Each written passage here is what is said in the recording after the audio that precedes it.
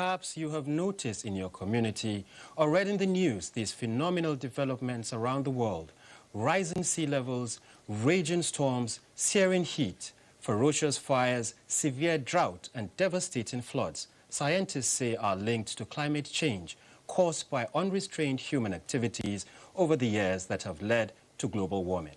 Usage of fossil fuel is a crucial factor with resultant greenhouse gas emissions. There's also deforestation and industrial processes. The Earth is home to about 8.2 billion people and diverse species in the sea, air, and on land. Life on Earth is under threat, and it could get worse if current course of human activities is not changed drastically. We humans need to change our belief that being on top of the food pyramid gives us the right to recklessly utilize resources below us without repercussions. On Panorama today, in line with the theme for World Earth Day, which is Our Power, Our Planet, we shall be looking at how opting for renewable energy sources and clean electricity can help reduce emissions of greenhouses and check global warming. You can follow this news broadcast live on our website at nta.ng/live and on our other social media handles displayed right on the screen. I'm Awol Yusuf Jibo. Thank you for joining us.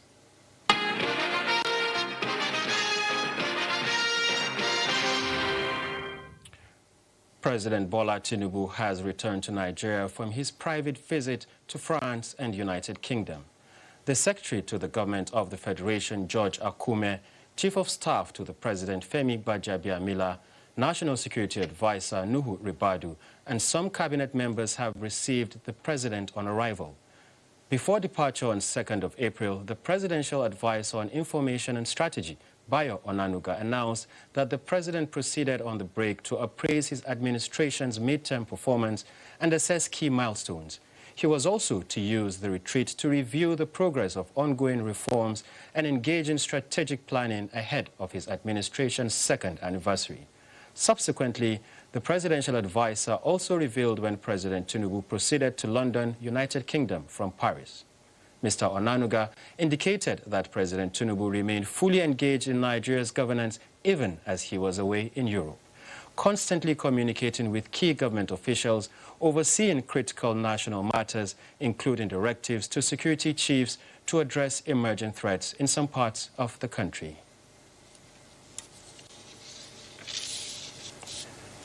Meanwhile, Minister of State for Foreign Affairs Bianca Ojukwu says 219 Nigerian nationals suspected to be victims of human traffickers were apprehended by Ghana's Economic and Organized Crime Office. Garba Natala reports that they were arrested along with their agents in a joint operation at Kumsark Estate, Oyarifa, in Ghana. Lured by enticing them with promises, the Minister of State for Foreign Affairs advised them not to take such treacherous path ever. Bianca Ojukwu also says success requires patience and at all times look inward to utilize what Nigeria has to offer rather than give a negative impression about Nigeria. She observed the trafficked victims were mostly between the ages of 22 and 38. 11 of them are minors, 7 are female, and they were involved in cybercrime.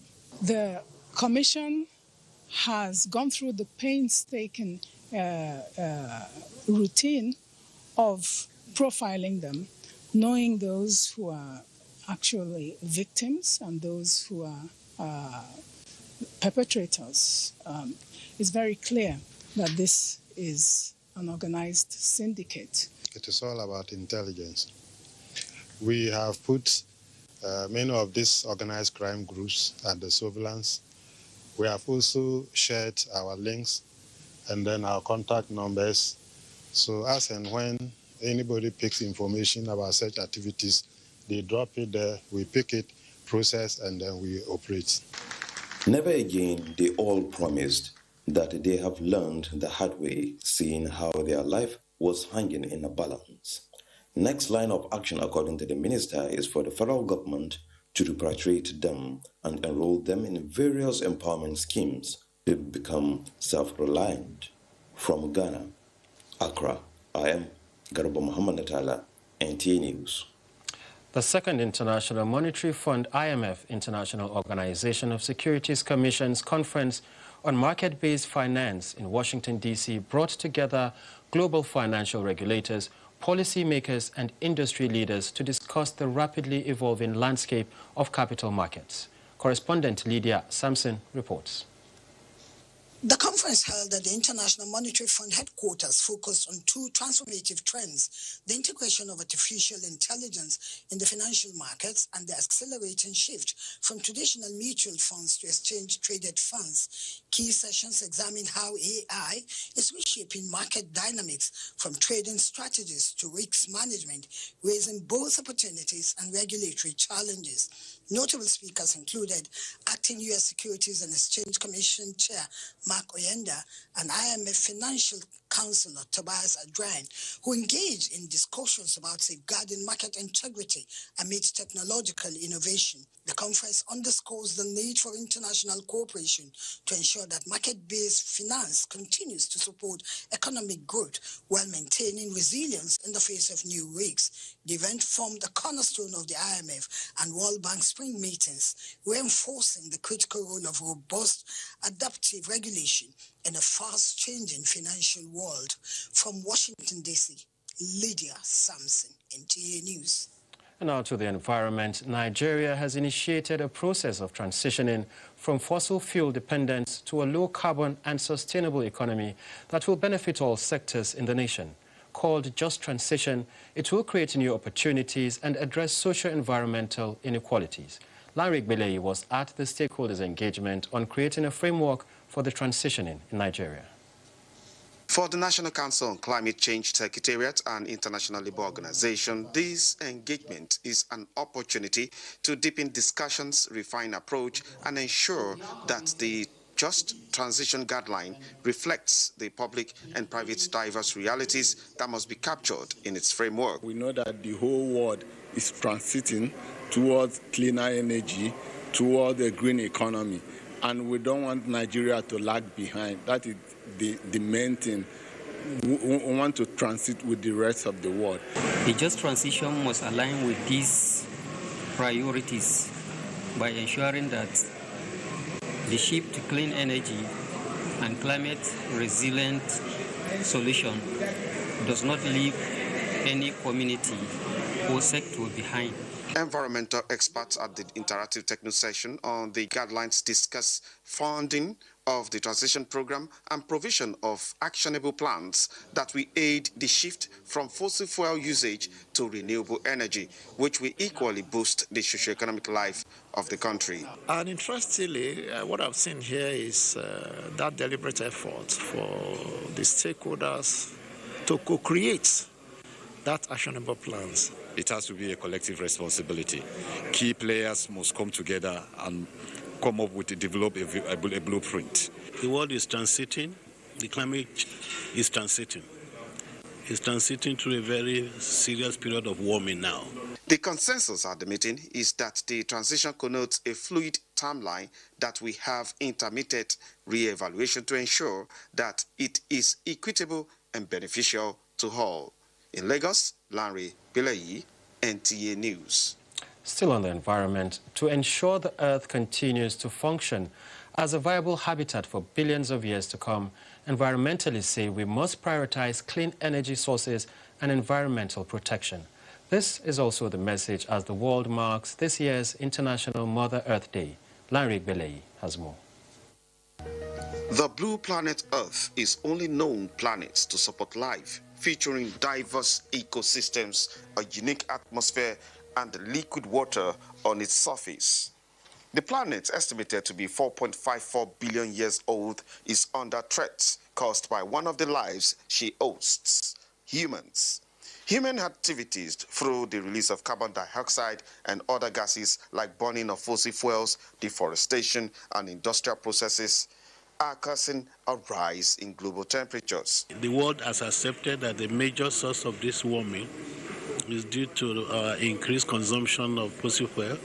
Then the alternative is to try to see how we can reduce this consumption Climatologists and environmentalists are calling for transition to renewable energy sources and enhanced energy efficiency. Nature has provided us with tremendous amounts of sunlight on a yearly basis. We have areas in our country that have almost constant wind blowing, and we also have water sources that are moving. We have rivers and streams, and we also have the oceans. When these various natural sources are tapped, we can lead the way. As the giant of Africa, there should be incentives for people who are working in this sector, producing in this sector, I mean the private sector. The government should incentivize the private sector to take a lead in driving the process with regard to renewable energy. It is a call to action for all and not just the government. Changes in lifestyle such as use of recyclable products, renewable energy, proper waste disposal, circular economy, support for policies like climate action are also crucial. In Lagos, Larry Bileyi, NTA News. And to discuss further on Earth Day, I have with me Dr. Chuks Umege, Second Vice President, Nigerian Environmental Society. You're welcome, Dr. Chuks. Yeah, thanks for having me. It's good to have you. Thank you very much. So let's begin with the theme for this year, Our Planet, Our Power. What would you say is the idea behind this? First of all, our climate, our power. Our climate, it goes to show that at the individual level, at the community level, at the state level, we need to take action. And again, it also shows that we have a collective responsibility to save the Mother Earth. And what are the key messages? First is that we need to shift focus to renewable energy.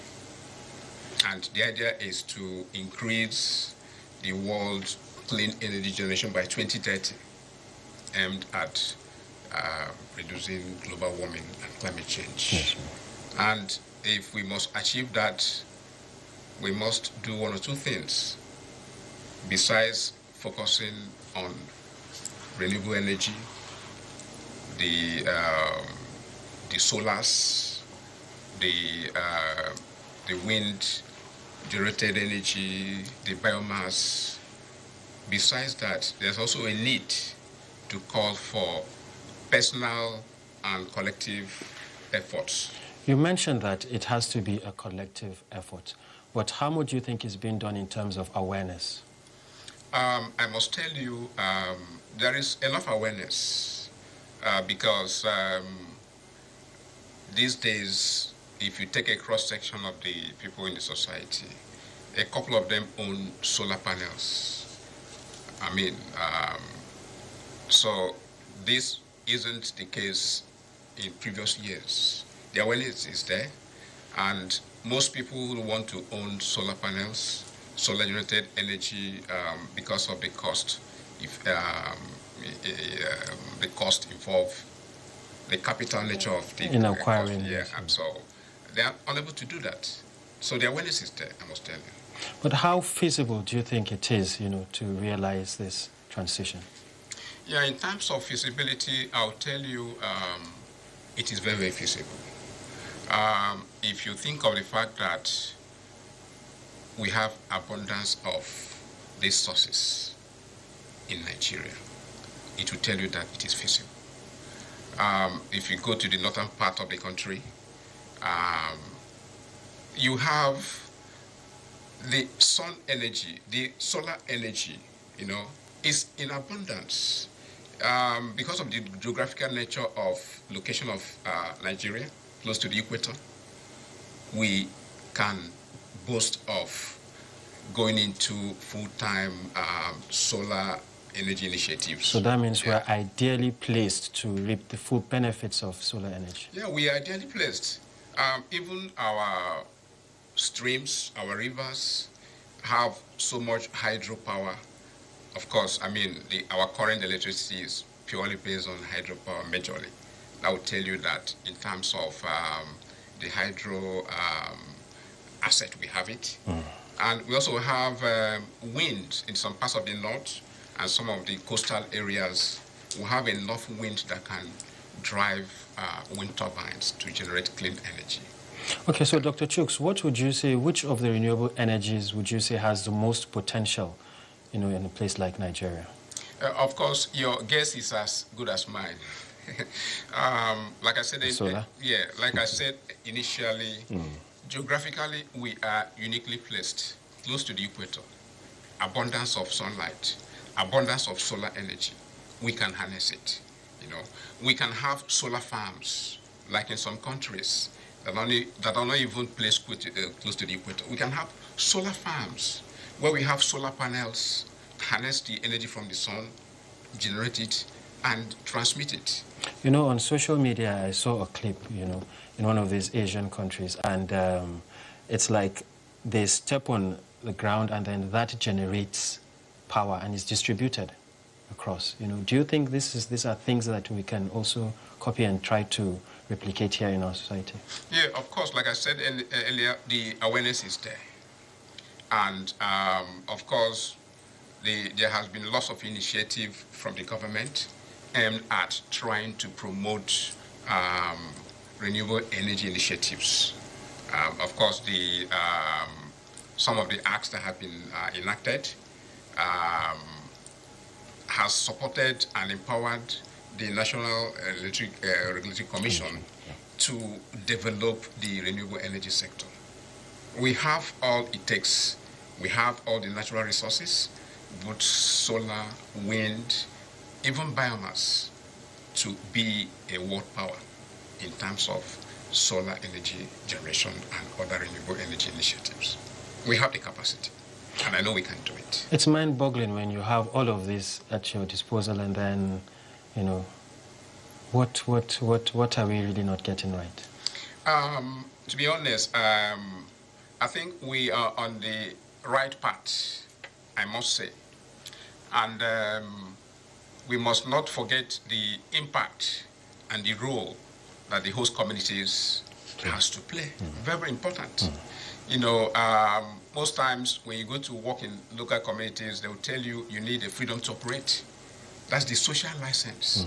So in terms of renewable energy, I think if we take it down to the community level, in terms of work, employment opportunities, in terms of sustainability of the program, because the host community needs to buy into the initiative and own it. That's the only way it can be sustainable, I tell you. Earlier, when we were talking before the program started, you spoke about taking this initiative to rural communities. Can you say more on that? Yeah, if we take this initiative to the rural communities, things like rural-urban migration could be limited. Like I said, the initiative has to be bought in by the host community. It will create lots of jobs. It will ensure long-term sustainability of the initiatives. And I tell you, the average barber, for instance, that powers his salon with fossil fuel, if he has opportunities of using energy generated by solar, possibly through government initiatives or through corporate social responsibility from corporate organizations, it will drive down the cost of barbing, for instance. So Dr. Chooks, quickly, what are the things we're doing on our own little spaces that you think that contribute to global warming? When we talk about global warming, people think it is things that are abstract. For instance, somebody leaves his or her home. You leave the power on. It is a contributor, because even non-use of energy bulbs also contributes, Then in terms of improper disposal of domestic waste, that's where we get biomass. It's also a contributing factor, There are little things we do in our small spaces which we don't know the far-reaching effect it has on climate change and global warming. Thank you very much, Dr. Chooks. That's about all we can take for now. But I do hope maybe in the future we can have more time to discuss on this. Thanks for having me. Thank you for coming. Thank you very much. Let's take a break. Panorama will be back shortly. Don't go away.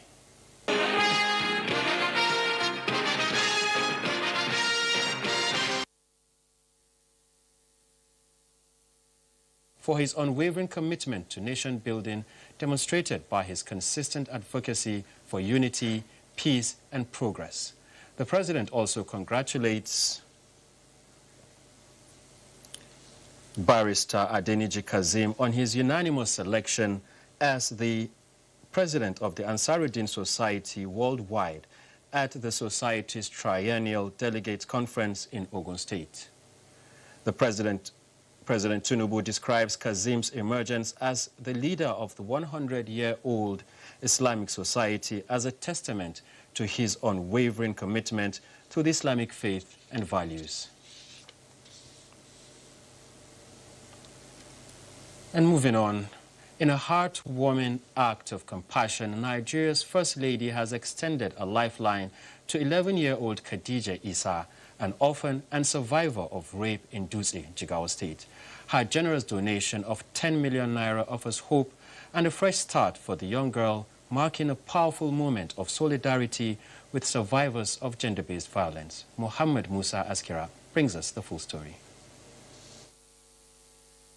Khadija Isa, a young girl from the Galama community, has found a renewed sense of hope after enduring horrific experience as a victim of sexual assault.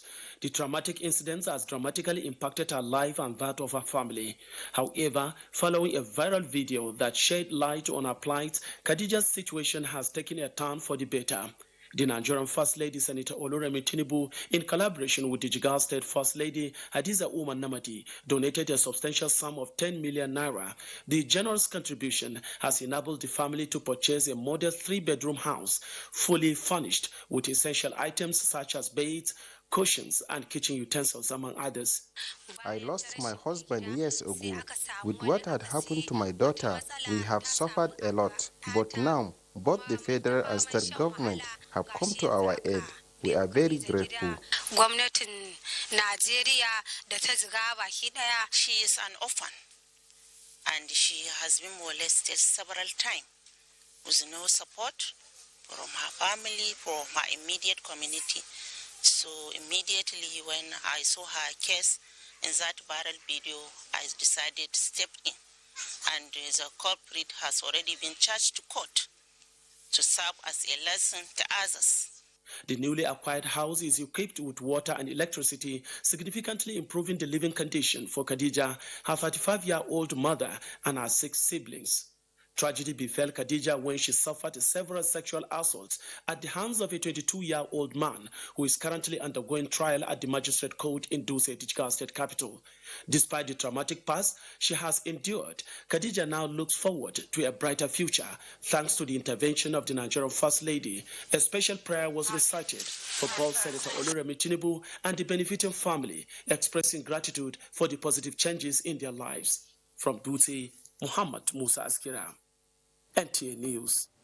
Kudos to the First Lady for this very kind gesture.